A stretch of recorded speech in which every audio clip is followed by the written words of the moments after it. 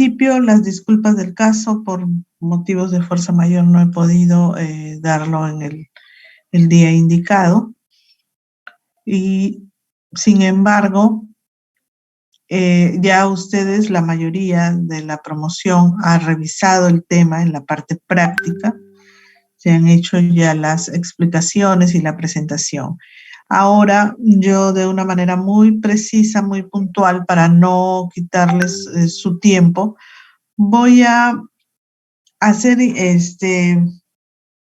a remarcar algunos aspectos importantes, ¿no? De este organelo, de este sistema de membranas que presenta las células y que es de suma importancia, ¿no?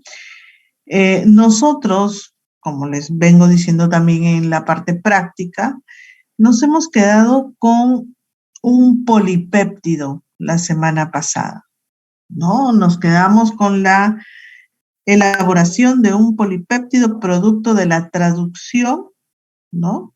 Que se llevó a cabo de una secuencia génica.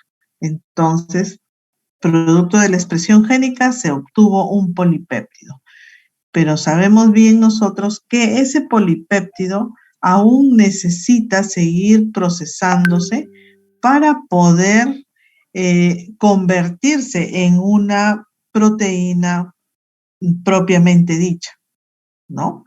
Y que por lo tanto, entonces, existen proteínas, ¿no? Existen polipéptidos que deben pasar hacia el retículo endoplasmático y el Golgi para que puedan completar su síntesis, ¿no? Para que puedan completar, darle sus acabados y que estas proteínas sean funcionales.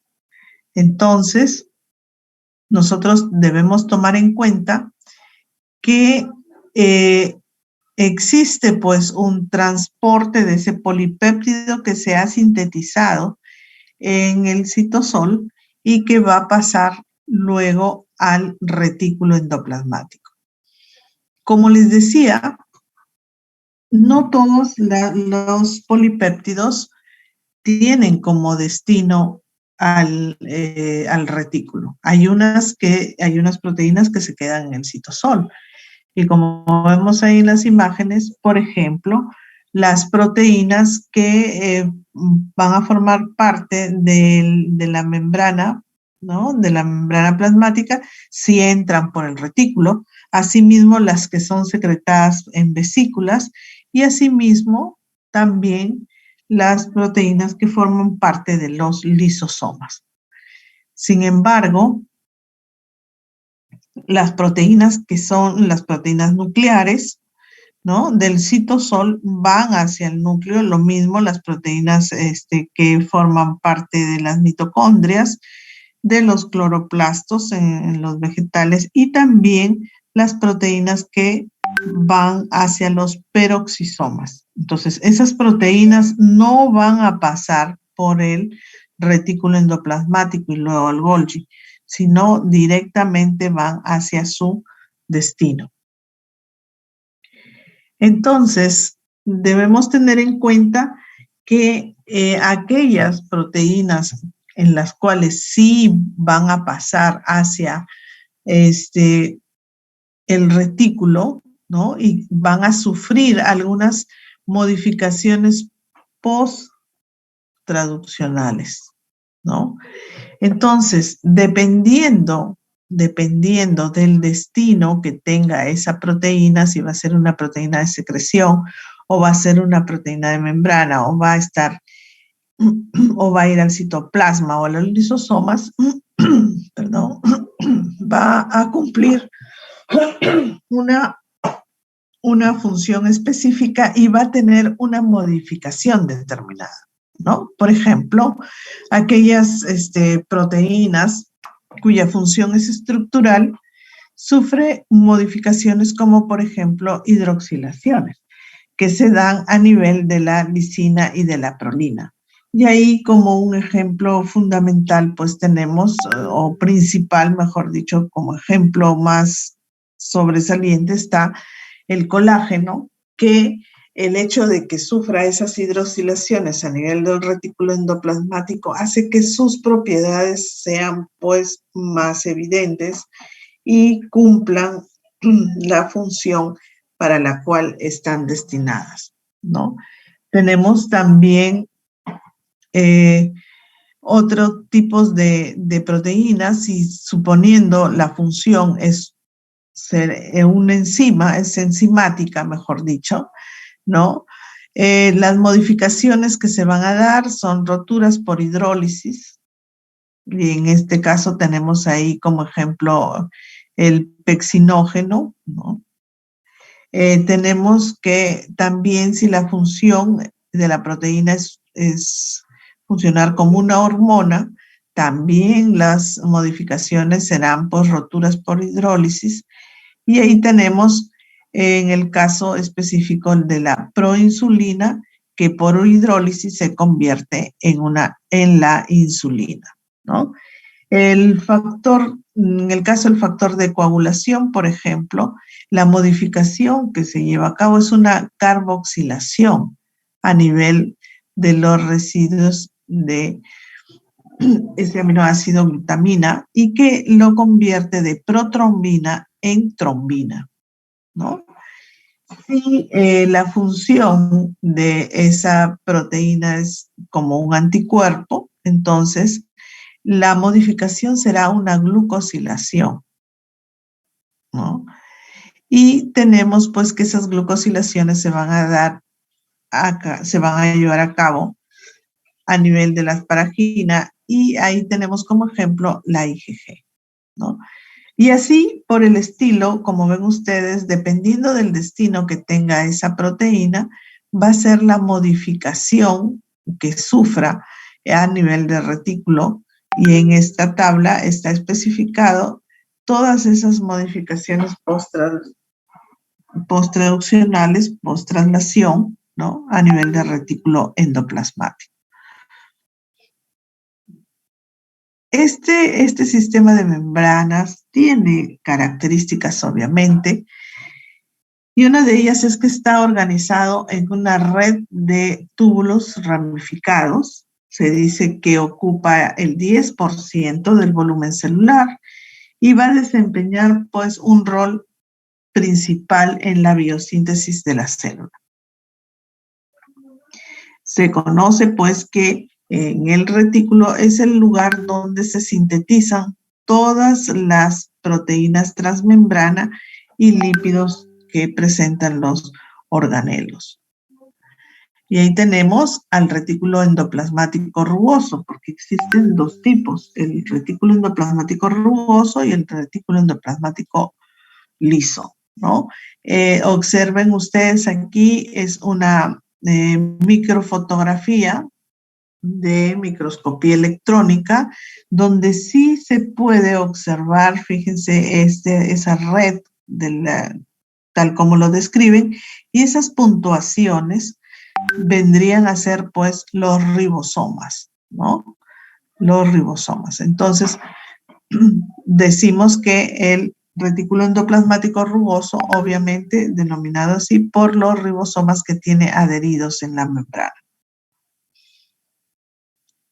¿Cuáles son las funciones? Como bien saben ustedes, la biosíntesis de proteínas, la inserción y N-glucosilación de proteínas de membrana y el plegamiento y modificación de proteínas solubles. Este es una de las funciones primordiales, en realidad, del retículo endoplasmático y vamos a ver cómo se lleva a cabo y cuál es lo fundamental de este plegamiento, ¿no? De las proteínas. Si las proteínas no están bien plegadas, no son funcionales, ¿no? En relación al retículo endoplasmático liso, como observamos ahí en esa microfotografía, a diferencia del rugoso, donde sí veíamos, ¿no?, los ribosomas, en este no vamos a ver ribosomas, ¿no? Por eso su denominación de retículo endoplasmático liso. Y cuyas funciones específicamente es pues la síntesis de lípidos, como esteroides, por ejemplo, el colesterol, de triglicéridos y de fosfolípidos. Asimismo, este retículo endoplasmático liso, pues, trabaja en la detoxificación de sustancias del medio externo, como por ejemplo, cuando hay una ingesta elevada de medicamentos, ¿no? En aquellas personas que tienen tratamientos largos porque tienen enfermedades crónicas. Entonces, es el retículo endoplasmático liso el que se encarga de hacer la detoxificación de sus células, ¿no? Por lo tanto, en estas personas, en las células de estas personas, pues ese retículo endoplasmático liso se desarrollará más para poder cumplir esa función, ¿no? Y asimismo, también otra de las funciones es pues la regulación del calcio que se encuentra presente en el citoplasma. Cuando nosotros decimos que la proteína va a ingresar al retículo endoplasmático, hablamos de un término que es translocación, la translocación de proteínas. Pero, ¿cómo va a saber la célula qué proteínas tienen que translocarse o tienen que introducirse en el retículo endoplasmático? Entonces, es aquí donde funcionan las secuencias, ¿no?, de reconocimiento que van a estar, o sea, la secuencia señal, péptido señal, como se le llama, que va a estar en el polipéptido y que también tiene que haber alguien que lo reconozca. Y esa es, pues, la partícula de reconocimiento de la señal. Entonces, todas aquellas proteínas que tengan esa secuencia de péptido señal van a translocarse al retículo endoplasmático. Pero existen dos formas de translocarse. Una, que es una translocación cotraduccional, es decir, que a medida que se está sintetizando el polipéptido, ya se está translocando en el retículo.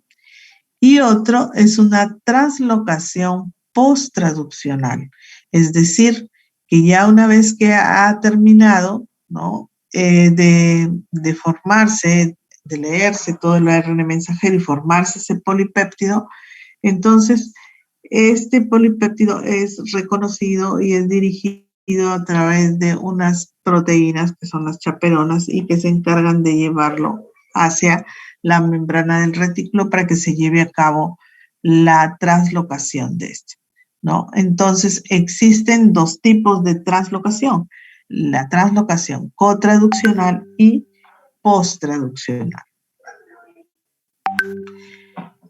¿Cómo es que se llegó a este tema de decir que hay un reconocimiento, que tiene que haber un péptido señal, una señal en el polipéptido, ¿no?, que va a ser reconocida?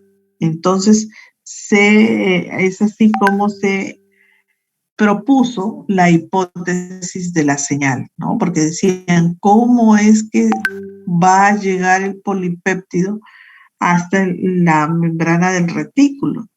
Tiene que haber algo que le indique que debe traslocarse, ¿no?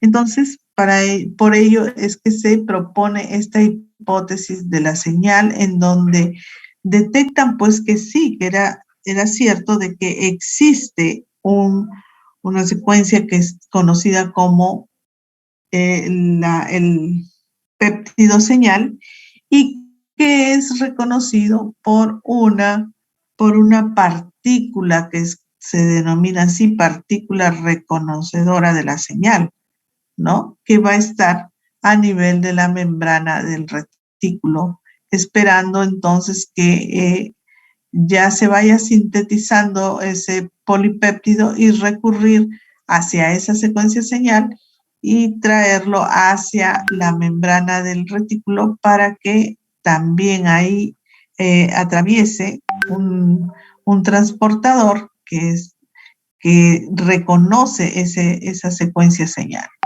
¿no?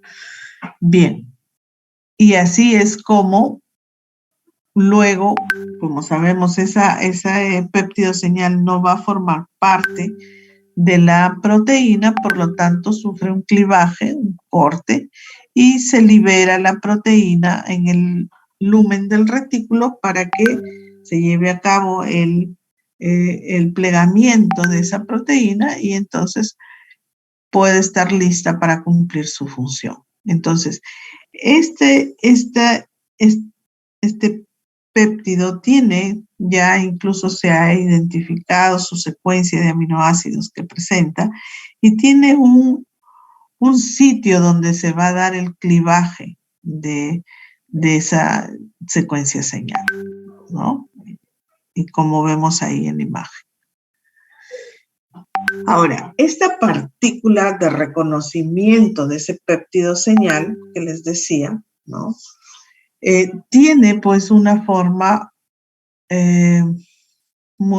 se puede decir, es una molécula de RNA, esa partícula de reconocimiento de la señal, ¿no? Que tiene obviamente lugares específicos donde se unen esas secuencias para poder cumplir con su finalidad, que es el de adherirse al péptido señal que tiene el polipéptido que se va a traslocar.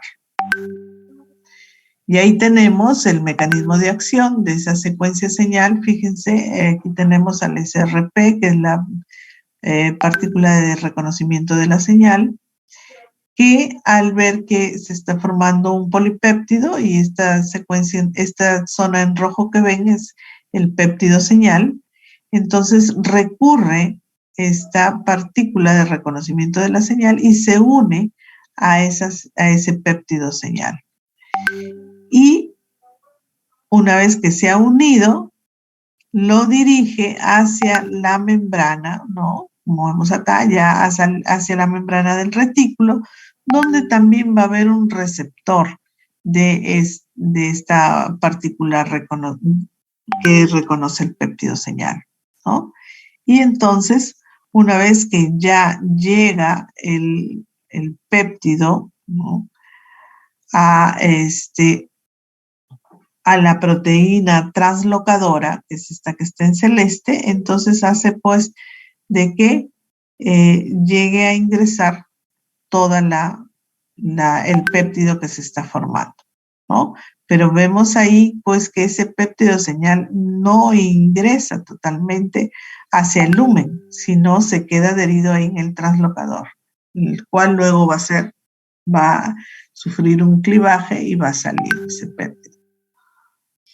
Bien, este es el mecanismo de acción entonces de la secuencia de señal y de la proteína de reconocimiento de la señal, ¿no? De esa manera es como actúa y ya tenemos ahí a la proteína que ha ingresado en el lumen del retículo endoplasmático.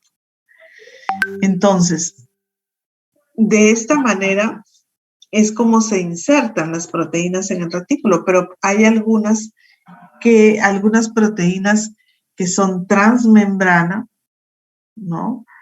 Y que tienen secuencias, como ven ahí ustedes, de transferencia, una secuencia de paro de la transferencia de la proteína, ¿no? Y que observen ustedes, esta es la secuencia de inicio de transferencia. Miren, aquí está la proteína translocadora. Se une ahí esa secuencia de inicio de transferencia y sigue ingresando la proteína, pero va a encontrar otra secuencia que es la de paro de la transferencia. Y entonces luego sufre el clivaje de ese péptido señal de inicio de transferencia y queda la proteína transmembrana. Queda ahí, ¿no? Sostenida obviamente por esa secuencia de paro de transferencia. Tenemos entonces cómo es que se inserta, ¿no? Una proteína transmembrana. Entonces, existen proteínas que sabemos que son de paso único, ¿no? Como es el caso, pero también hay otras que tienen, que no son de paso único, sino de múltiple paso, ¿no? Vean ustedes acá la secuencia de la proteína transmembrana. Acá tenemos abajo de una proteína de un único paso, ¿no? Tenemos acá de doble paso. Entonces, fíjense en este sentido, esta secuencia de transferencia, de inicio de la transferencia, no va a estar al extremo como ha sido en los casos anteriores, ¿no? Sino que va a estar casi en medio de la proteína, ¿no?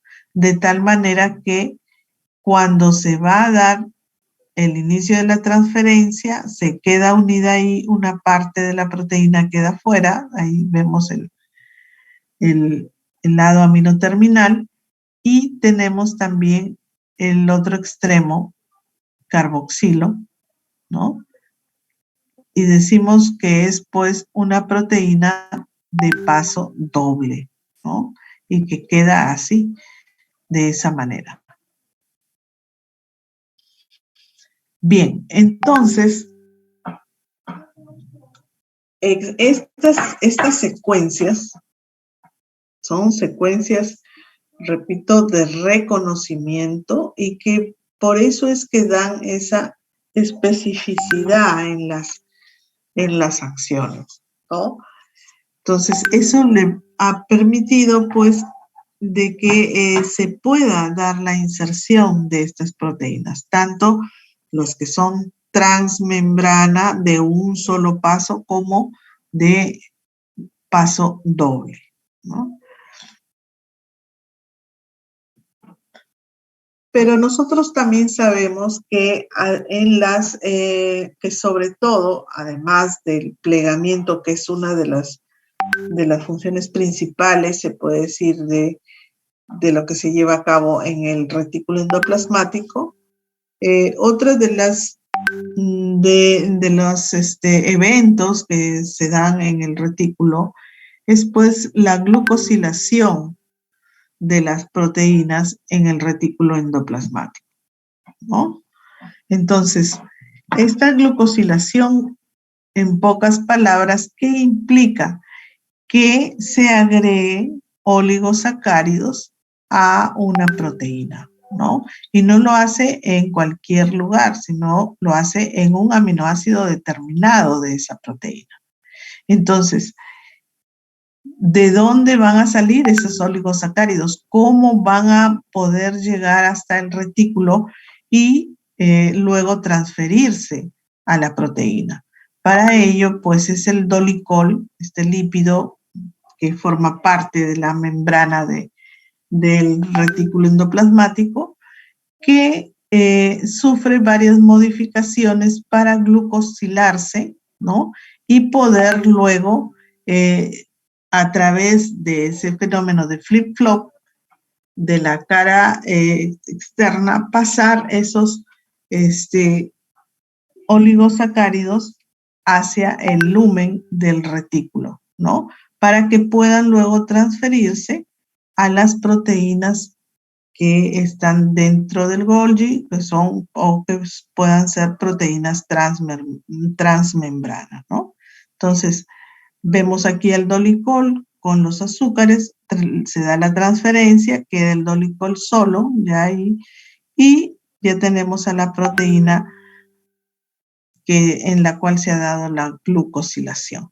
Hay que tener en cuenta y recordar, siempre diferenciar que en el retículo hablamos de una N-glucosilación, ¿no es cierto?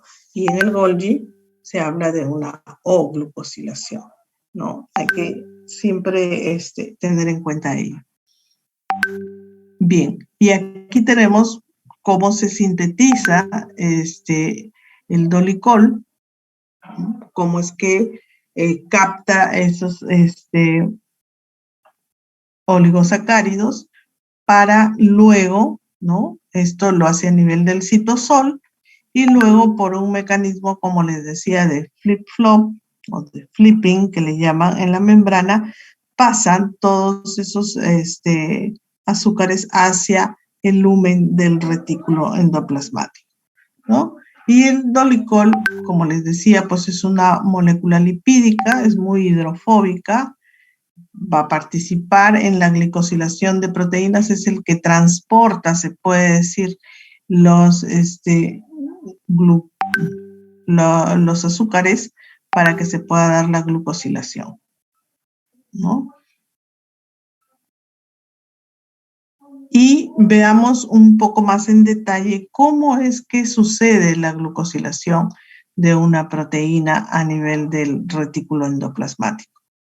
Y tenemos ahí al péptido que se está translocando hacia el interior del retículo, ¿no? Está ahí como una proteína transmembrana. Tenemos acá el dolicol, que va a ser el dador de estos azúcares, y específicamente se va a dar pues a nivel de un aminoácido de ese péptido, que es la asparagina, y se da la transferencia. En principio se da la transferencia de todos los azúcares que tiene el dolicol hacia la proteína, ¿no? Pero luego se van a ir dando otras reacciones con la participación de enzimas que van a ir separando esos azúcares y finalmente queda de esta manera, ¿no? Estos son los azúcares que participan ahí, que han glucosilado a esta proteína. Este mecanismo, que ya lo están revisando ustedes en práctica, ya lo han venido revisando en estos días, hay que tener en cuenta la finalidad de esta glucosilación, ¿no? Entonces, ¿cuál es la finalidad de la glucosilación? Se dice que los oligosacáridos marcan el estado de plegamiento de la proteína. Y además, esta glucosilación también sirve para, como señalización, se puede decir, para el transporte hacia el Golgi.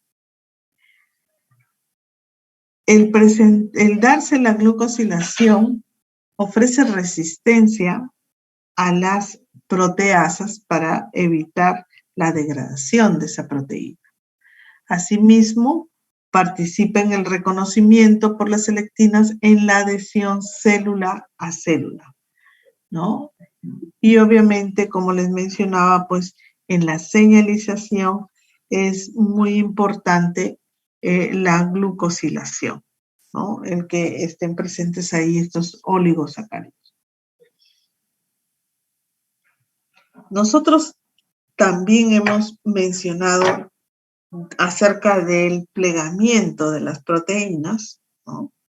en el retículo endoplasmático, ¿no? Entonces, el darse la glucosilación, como mencionábamos acá, marca el estado de plegamiento de la proteína. Fíjense ustedes, acá, una proteína que no está plegada, pero sí está glucosilada, ¿no es cierto? Entonces, ¿qué sucede?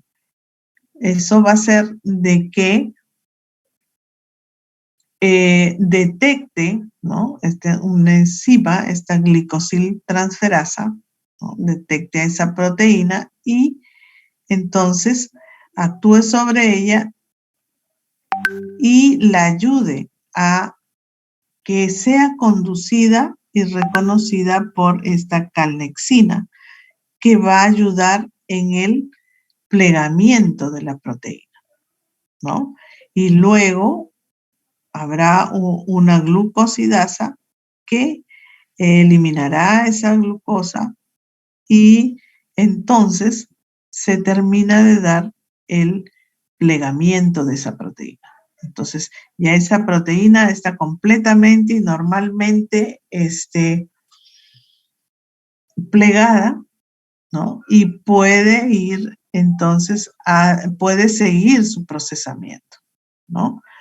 Sin embargo, cuando no se da eso, es detectada, como vemos aquí, por esta glucosiltransferasa y nuevamente entra, pues, a que se termine de plegar, y si no, ya tendrá otro destino, ¿no? Entonces, por eso se dice que la glucosilación va a participar, va a marcar el estado de plegamiento de esa proteína, ¿no? Bien, cuando no se plegan bien esas proteínas, cuando no tienen una buena calidad, obviamente, estas van a pasar van a sufrir otros mecanismos, como son el mecanismo de ubiquitinización, que lo vimos en proteínas, me parece casi al final, en donde decíamos pues que si esa proteína no llegaba a plegarse bien, no llegaba a corregirse y plegarse bien en el retículo, entonces esta proteína iba a ser marcada con ubiquitina para que luego sea reconocida por ese proteosoma, y ahí en ese proteosoma se va a degradar por completo, ¿no? Bien. También hay que tener en cuenta de que en algunos casos hay proteínas que están en la membrana, ¿no? Son transmembrana en el retículo endoplasmático, y que necesitan, ¿no? Necesitan unirse, como vemos acá, a otra molécula que es el GPI, que es el glicosil fosfatidilinositol, que lo vemos acá, y que sufre la transferencia. Entonces se da la transferencia se da el clivaje en este péptido terminal, y se da la transferencia de la proteína hacia el GPI. Y hay muchas de las proteínas transmembrana necesitan formarse de esta manera y tener este GPI para cumplir con su función. Otro de las reacciones que se dan también a nivel del retículo es la síntesis de la fosfatidilcolina, ¿no? Y como ven en la imagen, pues parte desde el acil-CoA, y que vemos acá son dos moléculas que se unen ahí, más el glicerol 3-fosfato, y a través de una fosfatasa, de la acción de una fosfatasa, ¿no? Se va a eliminar fósforo, y luego pues la colina será transferida a través de esta enzima, ¿no? Teniendo ya aquí la fosfatidilcolina.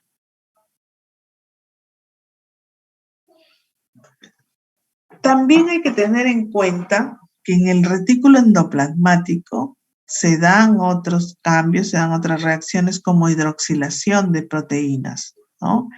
¿Por qué? Porque en el retículo existen hidrolasas que catalizan la incorporación de grupos OH en algunas proteínas.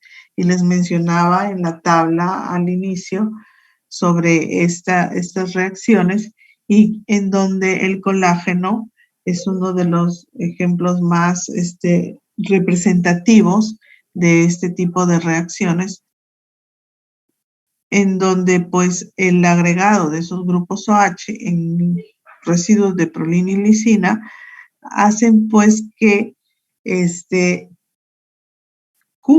cumpla el colágeno con sus propiedades esenciales, ¿no? Que presenta pues esta proteína.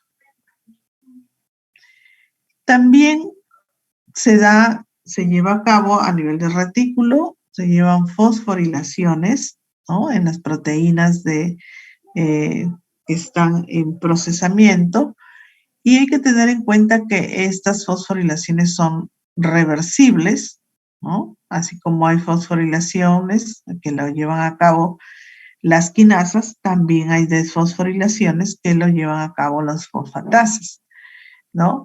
Estas fosforilaciones regulan la actividad de esas proteínas, ¿no? Sobre todo en aquellas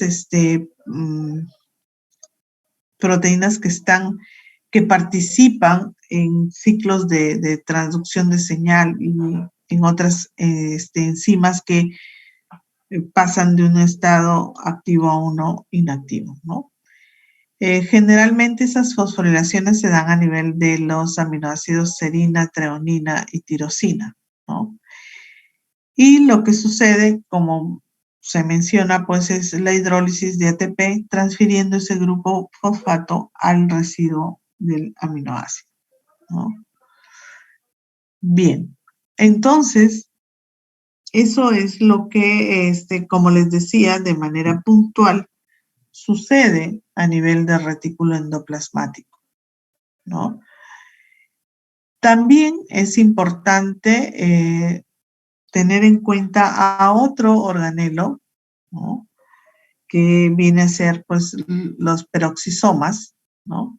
En el cual el transporte de las proteínas se da de manera directa, sin pasar por el retículo endoplasmático, ¿no? Entonces las proteínas se sintetizan a nivel del citosol y pasan directamente hacia los peroxisomas. Esa es la ruta de transporte que tiene. Y ahí los tenemos en una microfotografía, ¿no? Tenemos a los peroxisomas, observen ustedes, y aquí pues va a haber una serie de enzimas, como por ejemplo las uratoxidasas. Entonces hay enzimas también que están en el centro cristalino, ¿no? Son de una sola membrana estos peroxisomas, ¿ya? Tienen esa naturaleza cristalina, como lo mencionan ahí, y se encuentran, pues, como les decía, rodeados de una sola membrana. Tienen no es una doble capa, sino es una sola. No presentan ADN, ¿no? Estos organelos, tampoco hay ribosomas, son autorreplicantes.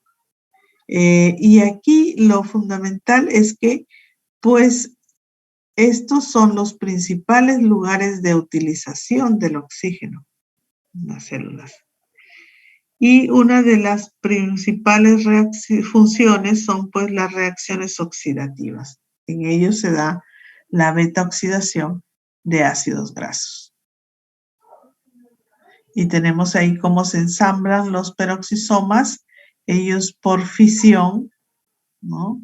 Se dividen y ya tienen acá dos peroxisomas hijos. De esa manera es como se multiplican, se puede decir, ¿no?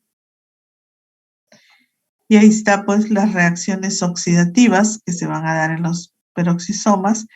Tenemos ahí las reacciones en donde actúa la catalasa, convirtiéndolo el peróxido en agua y oxígeno, como vimos, ¿no?